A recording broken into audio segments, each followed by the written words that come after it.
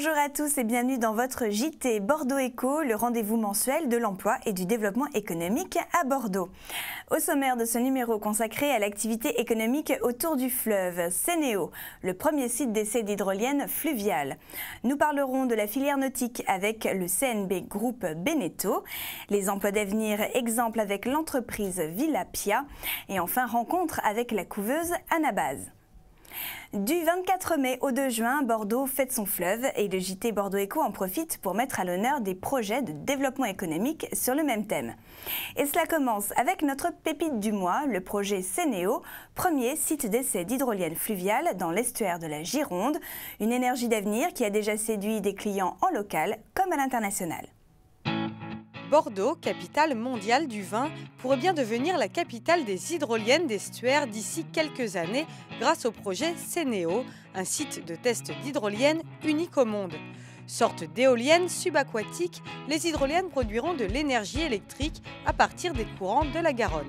Nous sommes ici sur l'estuaire de la Gironde qui a des marées qui sont très importantes parce que sa configuration spatiale fait que les marées sont très fortes dans cet estuaire et qu'en plus de ces marées très fortes, il y a un pont de pierre qui accélère les courants. L'installation sera opérationnelle début 2014 et à terme, c'est 3000 hydroliennes qui pourraient être construites à Bordeaux. C'est donc le développement d'une nouvelle filière industrielle avec 40 000 emplois à la clé d'ici 2020. Une hydrolienne, c'est surtout du métal. Le métal, ça vient du chantier naval, ça vient de la métallurgie, ça c'est un savoir-faire qui est tout à fait bordelais, tout à fait aquitain. On a également les matériaux composites. Tout le monde parle de matériaux composites en Aquitaine. Il y a des vrais savoir-faire. 3 développeurs d'hydroliennes, français et canadiens, ont déjà signé pour tester ces nouvelles technologies en pleine émergence. On est rentré au cœur du projet, on est actif en collaboration avec France Énergie Marine et Énergie de la Lune. Donc nous, on est développeurs, donc c'est-à-dire qu'on va amener une technologie sur le site d'essai. C'est quelque chose qui est vachement dynamisé par la région. Et puis on espère qu'il va y avoir pas mal d'avenir. À l'horizon 2020, on est censé passer sur des énergies renouvelables avec les accords que l'on connaît. En effet, le plan d'action national pour les énergies renouvelables issu du Grenelle de l'environnement prévoit 23% d'énergie renouvelable d'ici 2020. La filière nautique est fortement représentée à Bordeaux avec 170 établissements et plus de 1600 emplois concernés. Construction et réparation navale, les services liés à la navigation ou encore le tourisme fluvial. Pour nous en parler, l'équipe du JT Bordeaux Éco a rencontré Paul Rampini, le directeur industriel de CNB Groupe Beneteau. Repère phare de la glisse, Bordeaux et sa région occupent une place de choix dans la construction nautique, avec 170 établissements et plus de 1600 emplois concernés. Parmi ces entreprises, on ne présente plus la prestigieuse CNB, Construction Navale de Bordeaux, qui construit depuis 1987 des voiliers, monocoques et catamarans de luxe. Depuis 1987, cette activité s'est développée. CNB a rejoint le groupe Beneteau en 1992. Et donc depuis, l'essor de la société continue. Avec ses 120 millions de chiffre d'affaires et ses 550 employés, CNB est la plus grosse entreprise industrielle de Bordeaux. Elle a contribué à attirer sur le territoire aquitain des activités connexes telles que la réparation navale, les services associés à la navigation, l'électronique et l'informatique marine ou encore l'aménagement intérieur, un essor ayant lui-même favorisé l'implantation d'équipementiers mondiaux. CNB en attire et puis le port autonome aussi avec le pôle refit qui est en train de se mettre en place. Et qui permettra à des bateaux de grande taille de venir se faire rénover sur Bordeaux. La filière nautique bordelaise est donc en pleine croissance et promet de créer de nombreux emplois. Sur CNB, nous voyons une croissance encore sur l'exercice prochain qui peut s'accompagner et de CDI et d'autres personnes plus intérimaires en attendant d'y voir plus clair. CNB souhaite aujourd'hui se développer vers des bateaux de plus grande taille. La rénovation d'un bâtiment permettra bientôt de faire rentrer et sortir des navires de 100 mètres de long. Pour la première fois, la course en solitaire du Figaro prendra son départ au cœur d'une ville. C'est Bordeaux qui a été choisi pour le départ de la 44e édition de cette course mythique. Le 24 mai, jour d'ouverture de Bordeaux Fête le Fleuve, les 45 bateaux accosteront sur les quais. Le départ de la course est prévu le 2 juin. Au sein du village de Bordeaux Fête le Fleuve, rendez-vous au pavillon Bordeaux Nautique dédié à la filière nautique girondine. Pour plus d'informations, www.bordeauxfêteslefleuve.com. Ce mois-ci, la chronique du blogueur est consacrée au web ergonome. Toutes les explications avec Florent Paré. Salut, c'est Florent, je vous retrouve cette fois-ci pour vous parler du métier de web ergonome avec Quentin Pigano, 26 ans, web ergonome et web designer freelance. Salut Quentin. Salut. Ça va? Ouais. Quentin, qu'est-ce que le métier de web ergonome? Alors, le web ergonome, en fait, c'est la personne qui va essayer de simplifier l'interaction entre l'utilisateur et le site internet. À quoi ça sert l'ergonomie pour les sites web? Pour l'utilisateur, ça sert tout simplement à simplifier son utilisation, qu'il perde moins de temps, que ce soit plus facile.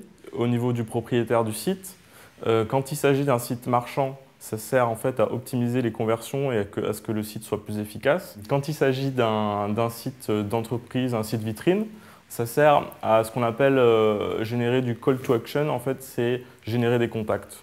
Comment tu fais pour savoir comment se comporte un visiteur sur un site internet? Il dispose de plusieurs outils en fait. Il faut savoir que dans l'ergonomie, il faut beaucoup tester. On fait des hypothèses et qu'on vérifie ensuite en testant avec du web analytics ou alors des outils d'eye tracking par exemple. Je crois qu'il y a un rapport assez serré entre le métier de web designer et le métier de web ergonome. Est-ce que c'est vrai? Oui, c'est ces deux métiers qui se complètent. Le graphiste web designer va vraiment designer l'interface et l'ergonome web va s'occuper en fait de l'interaction qu'il va y avoir entre l'utilisateur et le site. Comment tu t'es orienté vers ce métier, toi, au final, de web ergonome et de web designer? C'était vraiment quelque chose qui me plaisait, donc j'ai appris par moi-même en suivant des tutoriels sur Internet. Merci Quentin. Merci. Aujourd'hui, un web ergonome gagne en général entre 20 000 et 30 000 euros par an, mais c'est encore assez incertain vu que c'est un tout nouveau métier.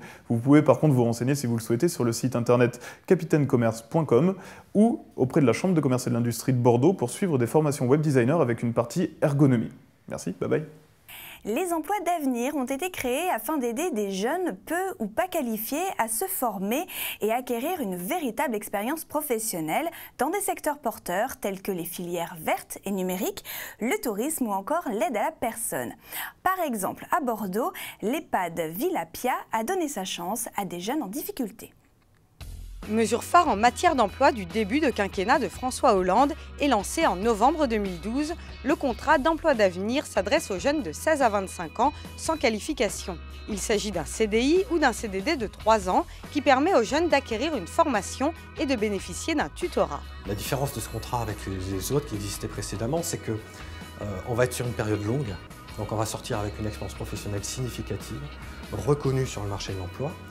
On va être sur un parcours de formation, mais très souple, pour adapter l'acquisition des compétences aux besoins du métier. On va être sur des choses vraiment sur mesure par rapport aux besoins de l'entreprise et du jeune. Alida est agent hôtelier en maison de retraite. Sans diplôme, elle a signé un contrat d'emploi d'avenir il y a 4 mois et se forme actuellement pour devenir aide-soignante. J'ai pas eu la chance en fait d'accéder en fait à l'école, de repartir à l'école. J'ai vraiment envie d'être aide-soignant et le contrat d'avenir me permet d'évoluer et ça peut me permettre de faire une formation pour avoir un diplôme qualifiant en fait.